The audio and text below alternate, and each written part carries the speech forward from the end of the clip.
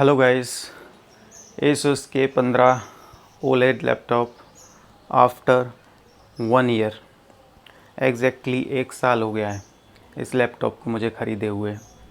तो बात करेंगे कि इस पूरे 1 साल में क्या जर्नी रही मेरी इस लैपटॉप के साथ, क्या लाइक्स एंड डिसलाइक्स रहे, क्या प्रॉब्लम्स आई। ऑलराइट, तो सबसे पहले मैं बता दूं ये मेरा कॉन्फ़िगरेशन क्या है इस लैपटॉप का। बिकॉज़ बहुत सारे वीडियोस में सभी लोग ये पूछते रहते हैं कि कौन सा प्रोसेसर है, कितनी रैम है, कितनी मेमोरी है। तो मैं पहले वो बता देता हूँ। ये है i3 11th generation, 8 GB RAM, 256 GB SSD, और इसमें विंडोज़ 10 प्री बिल्ट आया था, पर बाद में विंडोज़ 11 का अपडेट आ गया था। साथ में इसमें और क्या है, इसमें साथ में है और माइक्रोसॉफ्ट फुल लाइसेंस जो है, lifetime license. And then McAfee का 1 ईयर का एंटीवायरस आया था, तो वो अब ख़त्म हो गया है।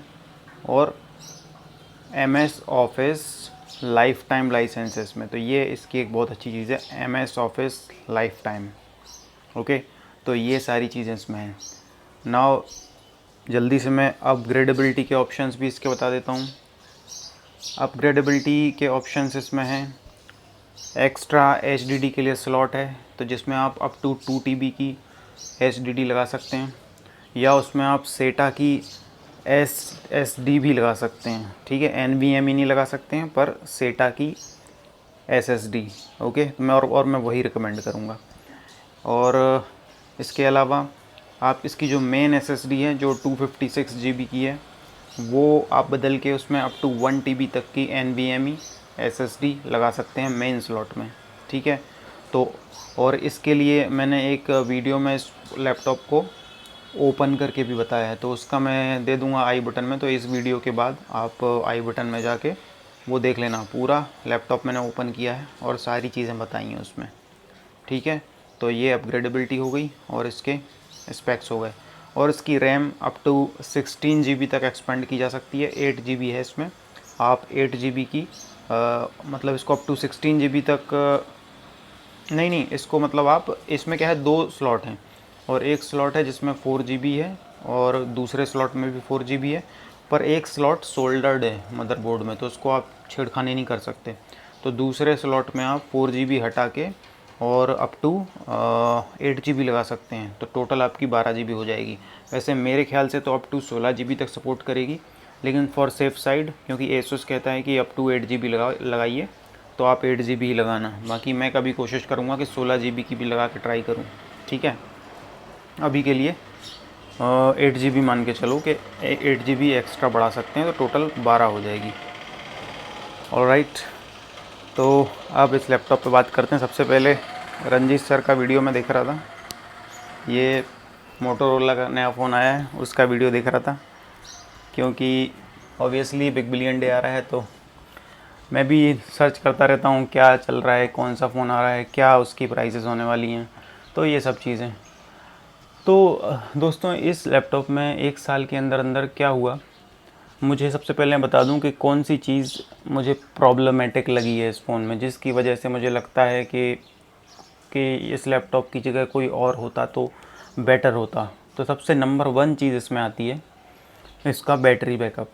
तो बैटरी बैकअप दोस्तों इसका इतना अच्छा नहीं है। बैटरी बैकअप लगभग 3 से 3.5 घंटे ही इसमें मिलता है, इससे ज़्यादा नहीं मिलता बैटरी बैकअप। और शुरुआत में विंडोज़ 10 के साथ फिर भी 4-4.5 घंटे मिलता था, लेकिन विंडोज़ 11 के साथ मुझे 3 से 3.5 घंटे से ज़्यादा नहीं मिलता है। तो इतना बैटरी बैकअप मुझे थोड़ा सा कम लगता है, क्योंकि कई बार ज़रूरत महसूस हो जाती है जब हम लैपटॉप को ऑन द गो यूज़ करें। जैसे मैं अपने घर में ही, अगर मान लो मैं ऊपर मेरा रूम है, मैं नीचे जाता हूँ, तो मुझे ऐसा लगता है कि मुझे चार्जर लेके जाना पड़ेगा, क्योंकि क्या पता वो बीच में कहीं डेड हो जाए लैपटॉप। तो ये बैटरी बैकअप कम से कम 5 घंटे का होना चाहिए। 5 घंटे का बैटरी बैकअप मैं एक सफिशेंट मानता हूँ। ठीक है, तो ये एक प्रॉब्लम है। तो अगर आप एक ही जगह बैठ के सारा काम करते हैं, आपको एक जगह से लैपटॉप बार बार उठाना नहीं पड़ता, तो कोई दिक्कत नहीं है, आप चार्जर पास में रख सकते हैं और जब भी आपको ज़रूरत लगे आप चार्जर प्लग इन कर सकते हैं। लेकिन मुझे ये चीज़ प्रॉब्लम दे रही है। तो नॉर्मल यूज़र के लिए वैसे ये ठीक है, 3 घंटे 3.5 घंटे का भी इतना कम नहीं होता, लेकिन मुझे महसूस होता है कि कम है। आप बताइए आपके लिए ये कैसा है ना। इसमें दूसरी चीज़, ये सबसे बड़ी चीज़ कमी थी और यही मेन कमी है। बाकी चीज़ें उनसे काम चलाया जा सकता है। फिर भी दूसरी चीज़ क्या है, दूसरी चीज़ ये है इसके जो साउंड हैं वो इतने ज़्यादा लाउड नहीं हैं। आपको सीधी सी बात है, एक मतलब आपको स्पीकर लेना पड़ेगा, आपको स्पीकर ब्लूटूथ स्पीकर इसमें लगाना पड़ेगा अगर आप ढंग से इसका एक्सपीरियंस लेना चाहते हैं। अदरवाइज़ आपको साउंड नहीं आएगा, आप मूवी वगैरह देखेंगे कमी महसूस होगी। और अमेज़ॉन प्राइम में तो और भी ज़्यादा कम साउंड आता है, यूट्यूब में तो फिर भी ठीक आता है। तो ये एक दिक्कत है, ठीक है। इसके बाद और अब आज के हिसाब से, आज जैसे 1 साल पहले लिया था उस समय तक तो ठीक था, पर आज मुझे महसूस होता है कि इसमें टाइप सी चार्जिंग भी होती तो बेटर होता। हालांकि इस रेंज के लैपटॉप में अभी भी नहीं दे रहे हैं कंपनियां टाइप सी चार्जिंग, पर हाँ कुछ कंपनियां दे रही हैं, जो जैसे कि इन्फिनिक्स दे रही है। रियलमी का एक लैपटॉप आ जाता है 45 के आसपास, उसमें मिल जाती है। तो अगर टाइप सी चार्जिंग होती तो बहुत कन्वीनियंट हो जाता है, क्योंकि फिर हम एक ही चार्जर 2-3 डिवाइस में उसको यूज़ कर सकते थे। तो टाइप सी चार्जिंग का ना होना ना। और बात करें अगर, तो बस दोस्तों, बस यही कुछ मुझे प्रॉब्लम्स देखने को मिली। इनके अलावा मुझे कोई ऐसा मेजर इसमें इशू देखने को नहीं मिला। बाकी इस लैपटॉप की सारी चीज़ें अच्छी हैं। तो यहाँ पर आप वीडियो छोड़ सकते हैं, क्योंकि अगर आपको कमियाँ ही जानना थी तो यहाँ बात ख़त्म हो जाती है। फिर भी मैं जो इसकी मेरिट्स हैं, जो एडवांटेज हैं, वो भी एक बार लिस्ट आउट कर देता हूँ, बता देता हूँ कि मुझे किन किन चीज़ों में मज़ा आया। तो भाई मज़ा मुझे आया, देखो सबसे पहली चीज़ तो यही है कि इसका जो डिस्प्ले है उसमें मुझे अच्छा लगा, क्योंकि बाकी कई डिस्प्ले आते हैं जो कि आईपीएस पैनल हैं, या कि जिनमें एक और पैनल आता है आईपीएस से भी नीचे का पैनल आता है, उसका नाम मुझे याद नहीं आ रहा।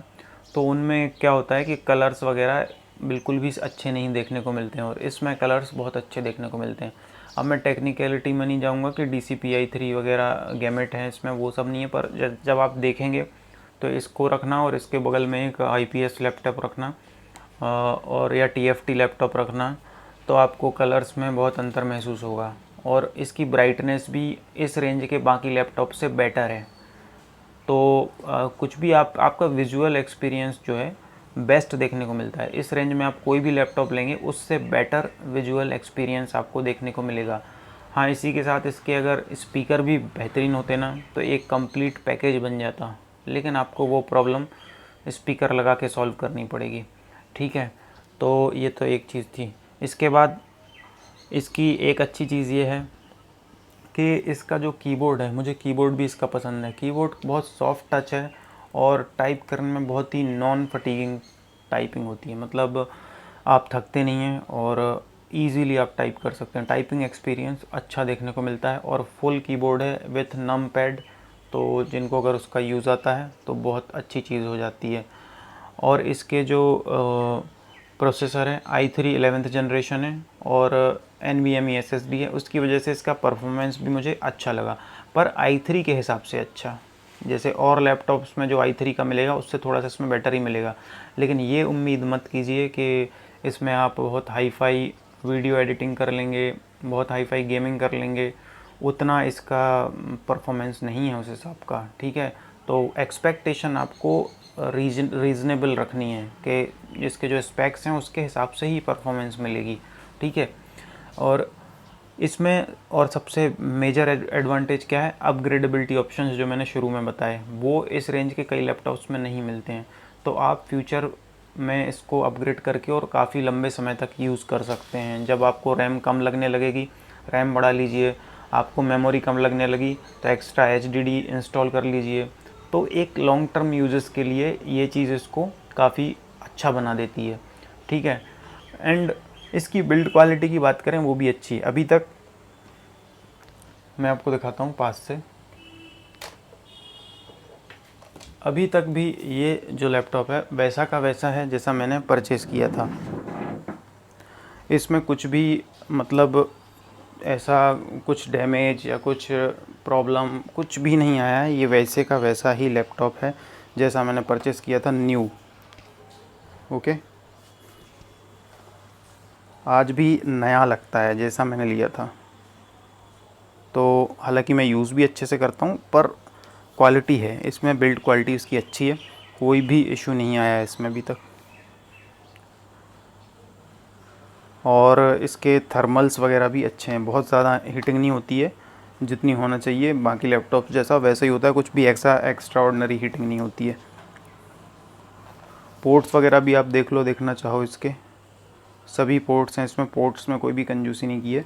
हाँ, पर जो न्यू टेक्नोलॉजी होती है, जैसे थंडरबोल्ट जो टेक्नोलॉजी होती है वो इसमें नहीं है, और वो थोड़े से महंगे लैपटॉप में आपको देखने को मिलेगी, या फिर जो सस्ती कंपनियाँ होती हैं जैसे उनमें मिल जाती है शायद थंडरबोल्ट। नोकिया के एक दो लैपटॉप हैं शायद, उसमें नहीं थंडरबोल्ट तो नहीं है उसमें, पर हाँ चार्जिंग है टाइप सी से नोकिया के लैपटॉप में एक आता है। पर नोकिया पे ट्रस्ट करना वही बात है कि लैपटॉप में किस पे आप ट्रस्ट कर सकते हैं और किस पे नहीं, ठीक है। तो दोस्तों बिल्ड क्वालिटी अच्छी है, एंड बिल्ड क्वालिटी अच्छी होने के बावजूद और इसका वेट जो है वो मेंटेन्ड है, मतलब 1.7 और 1.75 केजी के अराउंड है। तो वेट भी ठीक है, वेट में इतनी कोई बहुत ज़्यादा दिक्कत नहीं है। तो ओवरऑल मैं कहूँगा आज की डेट में भी, 1 साल बाद भी, मैं ऑनेस्टली बोलूँ तो इस प्राइस रेंज में अभी भी यही लैपटॉप मैं रिकमेंड कर सकता हूँ। मुझे इसके अलावा इस 45,000 के अंदर अंदर कोई दूसरा लैपटॉप मुझे इसके कंपैरिजन में समझ में नहीं आ रहा है कि कोई इससे बेटर है। इसके डिस्प्ले को देखते हुए, इसके लुक्स को देखते हुए, इसकी बिल्ड क्वालिटी को देखते हुए, स्पेसिफिकेशंस को देखते हुए, I don't think any other laptop can compete in with this laptop in this सब 45 के कैटेगरी, ठीक है। एंड अगर आप ये लैपटॉप ले रहे हैं तो मैं आपको एक दो चीज़ें और बताता हूँ, वो आप ले लेना, आपको काफ़ी यूज़फुल रहेगा।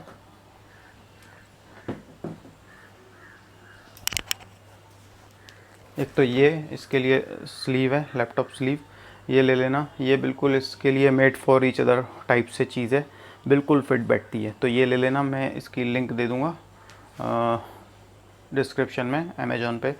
बहुत ही अच्छी क्वालिटी है और बिल्कुल परफेक्ट इससे फिट आती है। इसमें पैडिंग भी अच्छी है, अंदर अच्छी पैडिंग है इसमें, तो मुझे तो बहुत यूज़फुल लगा ये। तो एक तो ये चीज़ है, दूसरी ये जो है ना ये स्टैंड, तो ये स्टैंड ले लेना आप, ये काफ़ी काम आता है। जैसे मैं अभी आपको देखा मैंने कैसे यूज़ कर रहा था, तो मैं बताता हूँ इसका क्या यूज़ हो जाता है।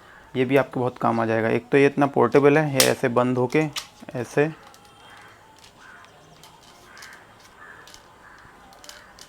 ऐसे होके ये पूरा सिंपली ऐसा हो जाता है बंद। तो कैरी करने में बहुत ईजी है, कहीं भी बैग में डाल लो और जहाँ ज़रूरत निकाल के उसको लैपटॉप को उसके ऊपर रख लो। तो इससे दो फ़ायदे होते हैं, एक तो नीचे से हीटिंग ईजीली निकल जाती है, एंड लैपटॉप का जो एंगल है वो आप अपने हिसाब से थोड़ा सा एडजस्ट कर सकते हो। क्योंकि जब आप चेयर पे बैठते हो ना, तो कई बार आपने देखा होगा आपको गर्दन थोड़ी सी लैपटॉप की स्क्रीन के हिसाब से झुकानी पड़ती है। तो ये क्या करता है, लैपटॉप को थोड़ा सा ऐसा ऊपर उठा देता है, तो आपके आइज़ के लेवल पे आ जाता है लैपटॉप, जो है आइज़ के लेवल पे आ जाता है, आँखों के लेवल पे। तो वो बहुत बेटर हो जाता है एक्सपीरियंस। तो जब आप इसको यूज़ करेंगे तब आपको वो समझ में आएगा। और इसकी क्वालिटी अच्छी है, शायद 300-400 रुपये का ही आया था। बहुत अच्छी क्वालिटी है इसकी, लाइट वेट है, और आप ये ले सकते हैं, ठीक है। इसके अलावा एक और चीज़ है जो कि एसेसरी नहीं है लैपटॉप की, पर मैं रिकमेंड करूँगा।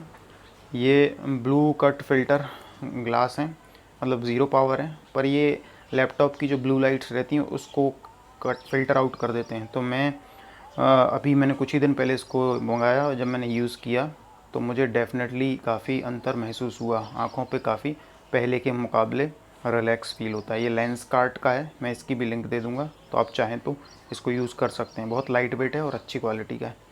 तो दोस्तों बस यही था इस वीडियो में, और मेरे ख्याल से अभी भी सब 45 के जो सेगमेंट में यही मेरी रिकमेंडेशन है लैपटॉप की। और इसके अलावा कोई लैपटॉप मुझे अभी नज़र नहीं आ रहा है। Thank you guys for watching. और in case you have any question, okay, question से याद आया, एक क्वेश्चन मेरी इस लैपटॉप की सारी वीडियोस में मुझे देखने को मिलता है कि स्क्रीन में बर्न इशू है, क्या बर्निंग इशू है ये सब। तो भाई स्क्रीन बर्न हो चुकी है, जल चुकी है, मुझे फायर ब्रिगेड बुलानी पड़ी थी तब जाके मेरा लैपटॉप बचा है। ओके, तो भाई बात ये है कि स्क्रीन जो है ओलेड स्क्रीन है, किसी ओलेड पैनल में थोड़ा बहुत वो बर्निंग इशू आ सकता है, उसमें फ्लिकरिंग भी आ सकती है, उसमें इतना कुछ सोचने वाली बात नहीं है। आप 2 लाख का भी लैपटॉप लेंगे, 3 लाख का भी लेंगे, उसमें ओलेड स्क्रीन होगी, उसमें भी वो इशू आते हैं, तो इतना कोई बड़ा वो इशू नहीं है। और मेरे इस लैपटॉप में देखूँ ना, इसमें मुझे कभी कोई ऐसा प्रॉब्लम फेस नहीं हुई, ना कभी कोई फ्लिकरिंग देखने को मिली मेजर। मतलब अब थोड़े बहुत इश्यूज़ हर चीज़ में आते हैं, पर मुझे ऐसा कभी देखने को नहीं मिला कि भाई मैं घबरा जाऊँ कि मेरी स्क्रीन ख़राब हो रही है, क्या हो रहा है। मुझे कभी कोई इशू देखने को नहीं मिला, तो मेरे हिसाब से मैं जो बोलूँगा, मुझे नहीं मिला। अब किसी लैपटॉप में किसी के पीस में हुआ हो तो मैं नहीं कह सकता उसके बारे में। मुझे तो 1 साल हो गया और स्क्रीन में मुझे कोई इशू नहीं है, being an OLED screen. Okay, तो गाइस यहीं पर एंड करते हैं, बहुत लंबा वीडियो हो गया। साथ देने के लिए धन्यवाद यहाँ तक, और अगर कंटेंट अच्छा लगे तो लाइक कर देना और चैनल को सब्सक्राइब भी करना है ना। मिलते हैं नेक्स्ट वीडियो में, बाय बाय।